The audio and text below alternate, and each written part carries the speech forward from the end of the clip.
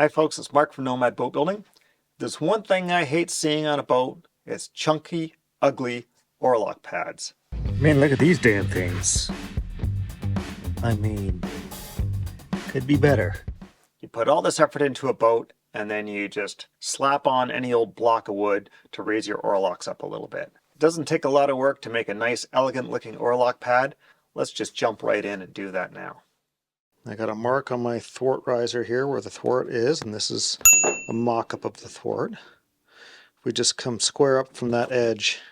The general rule is the center of the Oarlocks land about 12 inches aft of that thwart, assuming the thwart is somewhere in the 6 to 7 inches below the gunnel range.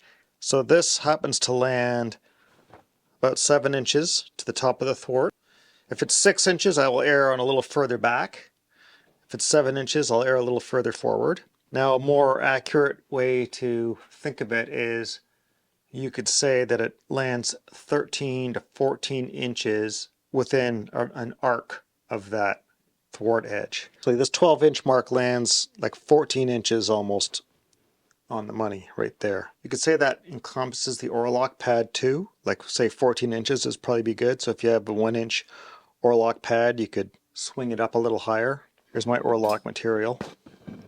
So if I swing that up to where it touches 14 inches, that's right about here. That's within 3/8 of an inch of my first mark. So it's not critical which method you use. So that's going to be the center of our Oarlock pad right there. Okay, I just want to eyeball where this might go. We do like 3/8 there. Here's something to think about. How much depth do I have? We don't want the Oarlock hitting the planking on the inside when we drill. Close. Okay, I need to fudge it. And I think we'll take it down to 1/4 inch. Let me split the difference. Sure. Okay, 5/16 bit. We'll go 5/16 roughly. And then there's this distance, which is just trying to work out the angle that I want to cut, but like that. Okay, so that gets kicked in a little bit like this. This comes straight up, and then I think we'll probably go with like 1/2 inch on either end for the platform, and then it just tapers off all the way down to almost flush. I want this to be like really elegant. And I think I'm going to glue it on. That's my plan. That depth is good. We can go full depth with that. Yes, good. All right, good. I got a plan. Right, we take our pencil, trace along the outside. That'll be our first cut. I am not going to be sad to see this boat go because I am so sick and tired of having to roll this bandsaw out of this corner 1 foot to do every stupid cut and roll it back because I can't walk around it afterwards. It is driving me nuts.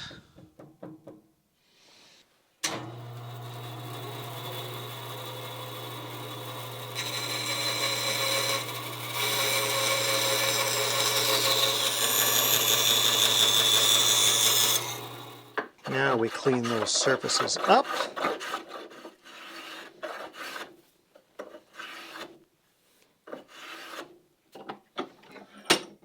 Now the inside. Square that line down.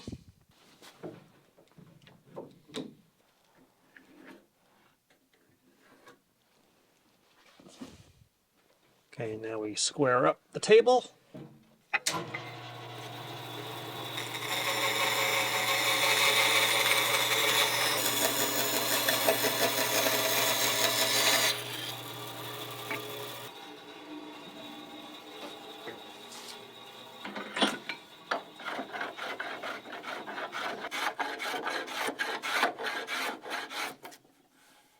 Ooh, that's getting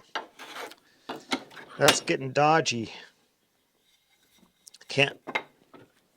I can't feel the grain orientation.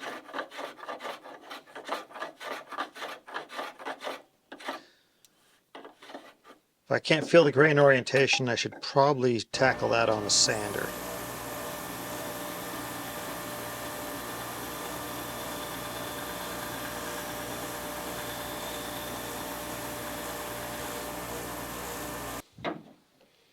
Okay, that's what we got so far. This would probably be a good time to address this little wonkiness. Okay, here's a fresh trick for you.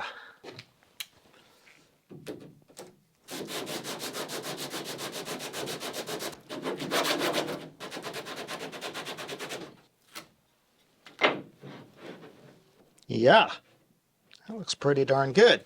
Okay, next, scallops. So I just cut my shoulders. I'm gonna give myself, I think I'd like to bring it down pretty fine. Like almost to nothing.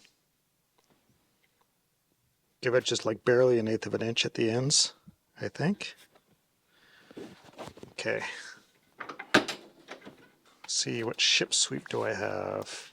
I want this to be a very gentle curve. Almost straight, but not quite straight.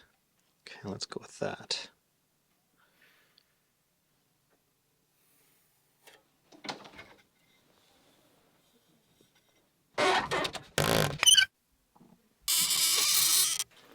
Alright, let's square it up.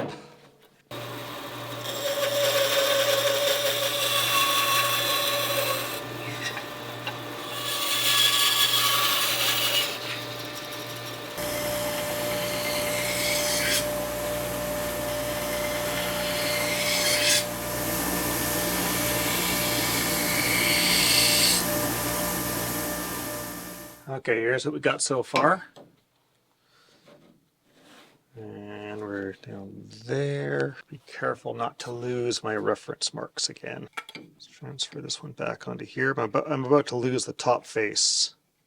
So I need to make sure that all my relative information is available. And this is port. I always give myself a forward arrow just for the hell of it. This down so it doesn't go anywhere. I need to get the top surface parallel with the planking. So I want some kind of a standoff that clears. Okay, let's do this.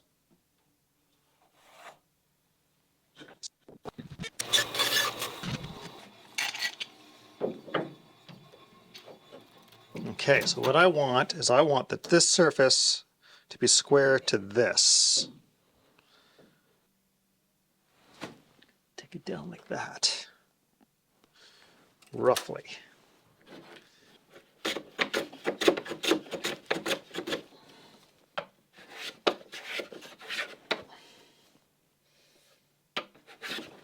Okay. See how that looks. Beautiful. I kind of like the way these splay out. I think I'm going to leave that. That's a bit of interesting bit of character. Good. This is nominally 1 inch. It's a little shy. We'll call it 1 inch. So 1/2 inch plus 1/4 is 3/4, and that is going to be the center of our Oarlock pad right there and right there. Okay, and now how big a hole?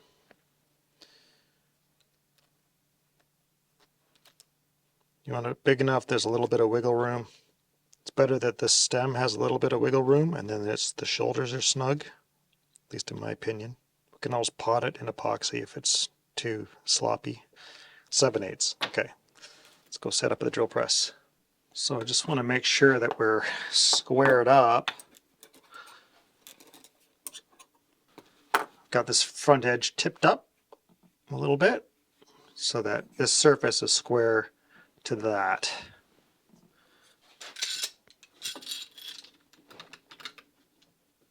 Oh, I hate clamping onto drill presses. Why do they always have to have these stupid webbed tables? I know why they have the webbed tables, but I hate them. Okay.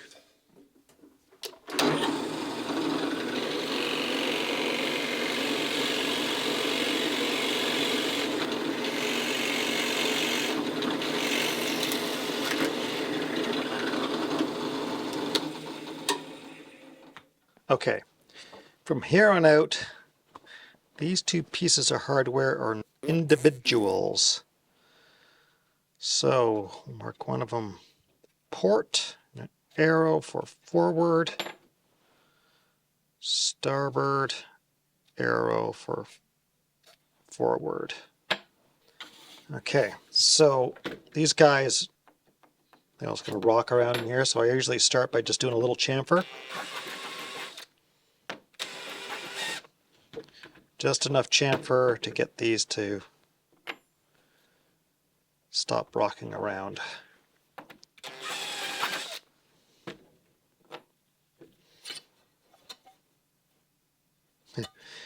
Immediately start fitting the wrong one. Of course. Forward, forward. Okay. Take a carriage bolt.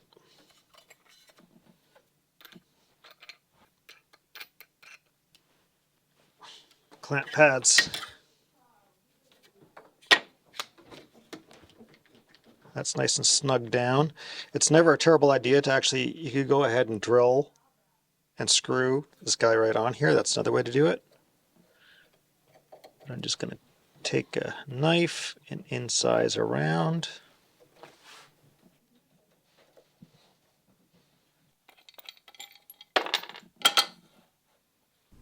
Now using a chisel, we redefine all those incised lines. And there's a technique called protecting the line, in which we create a little V-notch along those lines by just chiseling out a small portion. That does a couple things. It makes it easy to see the line, but more importantly, when I do the next step, which is routing out a cavity, it's easy for me to hold back from that little shoulder with the router and avoid making any mistakes. And then when we clean up the router marks, we've got a shoulder that defines the finished edge of that pocket.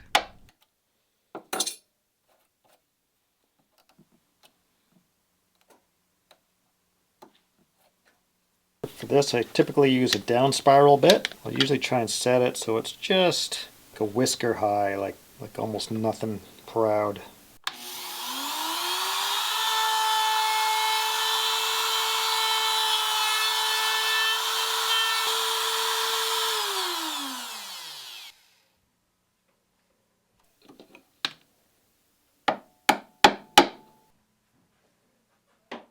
You should be able to see the small shoulder left behind by the router and the original defined edge. That's what I'm talking about by protecting the line.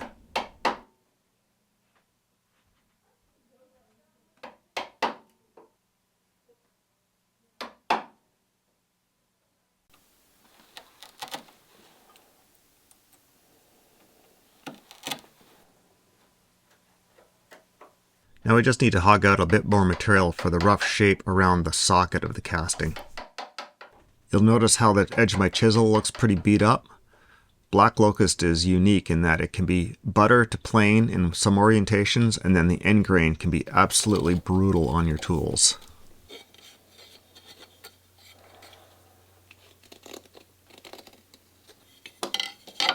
There we go. Sometimes you can't get the thing to not rock in there because these castings are not super accurate on the backside. Often I'll just kind of pot these in a little bit of epoxy to get them to settle down properly.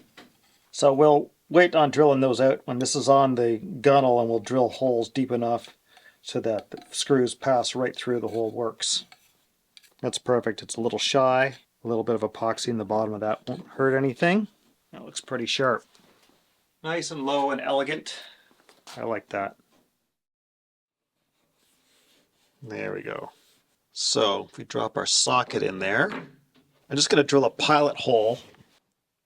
So we'll start by just using a hinge centering bit to get started. It should go without saying that you should be checking that you don't have any gunnel fasteners right in line where your oarlock has got to pass through, because obviously that can be bad. So what I'll sometimes do is just use a finishing nail through these holes instead of using screws. Yeah, those are just right. Now if I go to pull these out and they're not budging because they're glued in, you just put a heat gun or soldering iron to these and they'll lift right out. When I go to put in my final fasteners, I'll drill proper clearance holes based on the length of the fastener. We'll give that a quick little sanding just to make sure our surface is well primed and ready for adhesive.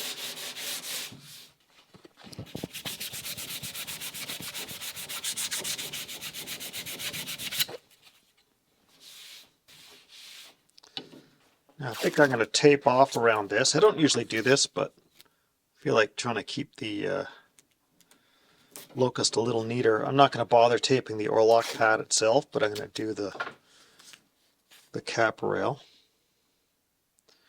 Just leave a little margin around the outside.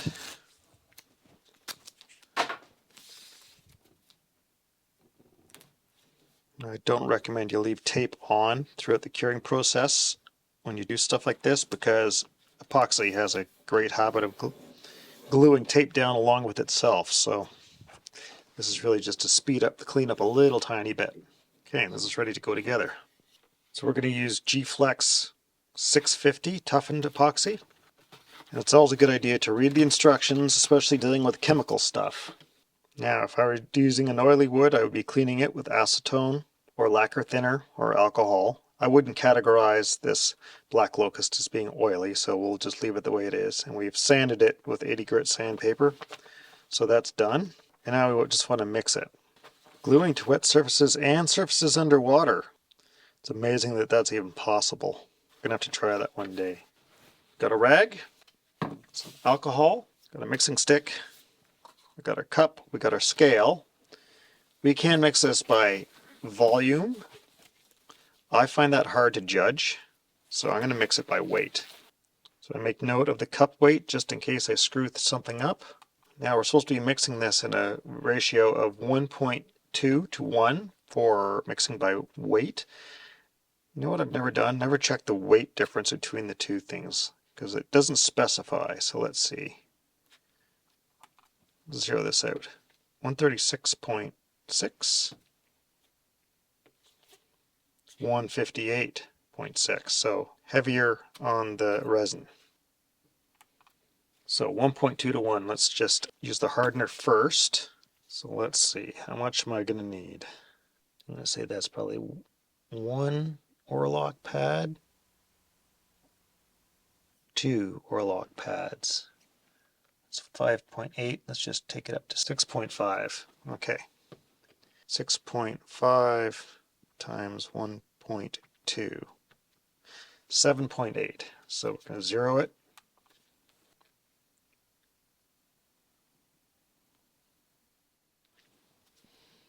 Okay. So now we mix. Now I think I'm not going to bother with any fillers on this stuff because my joints are pretty darn tight, and I don't think a filler is going to increase the effectiveness of this at all.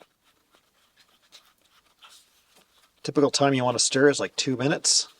The G-Flex is a nice epoxy to take out into the field with you because it's a 1-to-1 mix.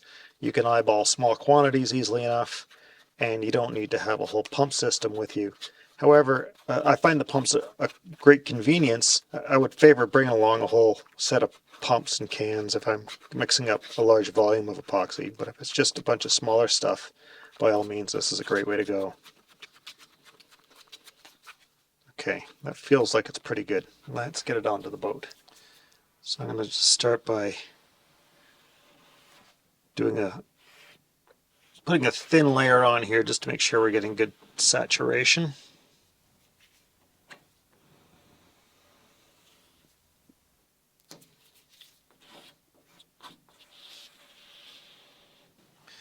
Then onto the Oarlock pad itself, I want to be a little more generous. So just using a light touch.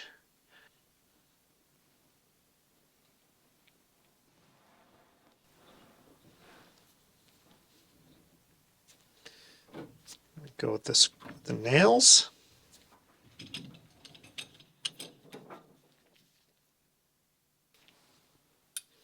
There's a little angular difference between the bottom of the gunnel structure here and the top, and it's causing a little bit of grievance. And so sometimes you got to just kind of find the right pressure the right angle for everything to sit just so. I kind of feel like I want to clamp in the middle here.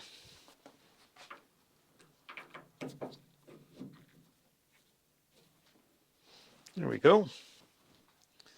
Okay, now we clean up. Unless you're trying to fill a gap, the best results for cleaning up is to scrape up, not smear down.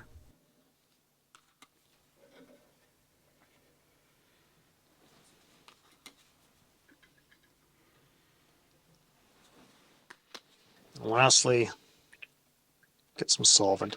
Putting your alcohol or whatever into a different bottle, like a detergent bottle, if that is adequate for the solvent you're using, is a huge convenience.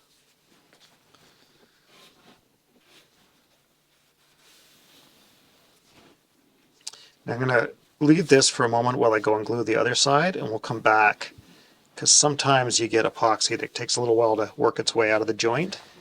In that case, I'd like to be able to come back and clean that up before I pull the tape off. Otherwise, that's looking really nice. Really nice. It's also a really good idea to coat both surfaces. You'd be surprised how often I've sort of coated one surface on something and then had some reason to take it apart because something wasn't right. When I take it apart, just to find that what I thought would have been full contact was not. It doesn't happen very often because I, more often than not, coat both surfaces, so every now and then one gets lazy. And you hope you don't find out the hard way how lazy you were. If you're liking these videos, you can support me by giving me a thumbs up, throwing me a few bucks through super thanks, subscribing to the channel, turning on notifications, taking out my garbage, feeding the cat, and doing my laundry. Or you can just join me over on Patreon. You can find links in the corner or down in the description.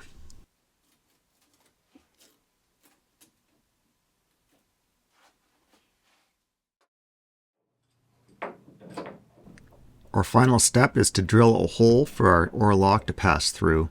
So always use a backing block below your gunnel or else you're going to get a blowout for sure. And then choosing whatever drill bit you think will do the cleanest job and be as close to the right size as possible. Most oarlocks require a 1/2 inch hole. Now I found my fit was a bit tight, so I decided to try and open up this hole a bit. So I'm using a shop-made sanding tool.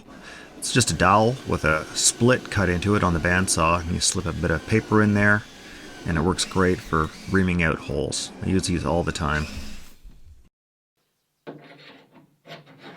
Tiny bit of stiffness right away is not a bad thing because this is going to wear out over time, so that's okay.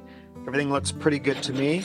I think what I'll probably do is take some unthickened epoxy and we're going to wet out the inside of the hole here and all the way through to make sure that's sealed up because we don't want swelling wood to cause this to bind up, and we might have to do a little more sanding to get it to fit again after that. And this particular Oarlock socket still got a tiny bit of a rock in there, so I should probably do a little bit of detailed work to try and get that to settle out.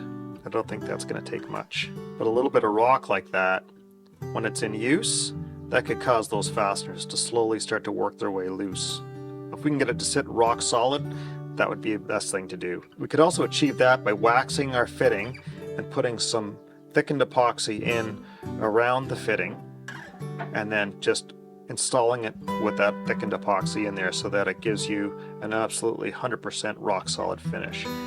Now I have full confidence that this West System G-Flex is going to hold this on beautifully for the rest of its life.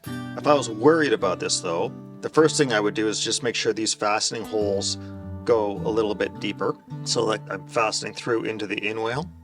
The second thing I would consider is switching out from screws to machine screws. So basically bolt it on, pass them all the way through, fasten them on the bottom. That is bomber, you're never going to move that. Plus I like to try and make my socket hole a reasonably snuggish fit so that when I put my Oarlock in there, it's pressing against the wood below this as in addition to the socket itself.